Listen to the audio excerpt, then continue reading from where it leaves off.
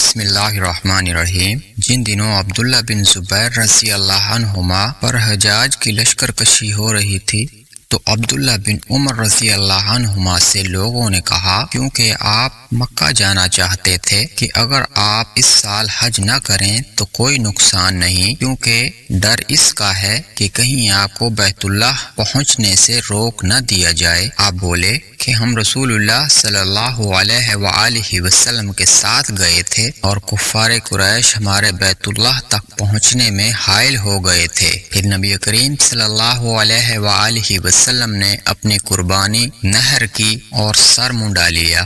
عبداللہ نے کہا، میں تمہیں گواہ بناتا ہوں کہ میں نے بھی انشاءاللہ عمرہ اپنے پر واجب قرار دے لیا ہے۔ میں ضرور جاؤں گا، اور اگر مجھے بیت اللہ تک پہنچنے کا راستہ مل گیا تو طواف کروں گا، لیکن اگر مجھے روک دیا گیا تو میں بھی وہی کام کروں گا جو نبی کریم صلی اللہ علیہ وآلہ وسلم نے کیا تھا۔ میں اس وقت بھی آپ صلی اللہ علیہ وآلہ وسلم کے ساتھ موجود تھا۔ چنانچہ آپ نے ذوالحلیفہ سے عمرہ کا احرام باندھا، پھر تھوڑی دور چل کر فرمایا کہ حج اور عمرہ تو ایک ہی ہیں۔ اب میں بھی تمہیں گواہ بناتا ہوں کہ میں نے عمرہ کے ساتھ حج بھی اپنے اوپر واجب قرار دے لیا ہے۔ آپ نے حج اور عمرہ دونوں سے ایک ساتھ فارغ ہو کر ہی 10ویں ذی الحجہ کو احرام کھولا اور قربانی کی۔ آپ فرماتے تھے کہ جب تک حاجی مکہ پہنچ کر ایک طواف زیارت نہ کر لے، پورا احرام نہ کھولنا چاہیے۔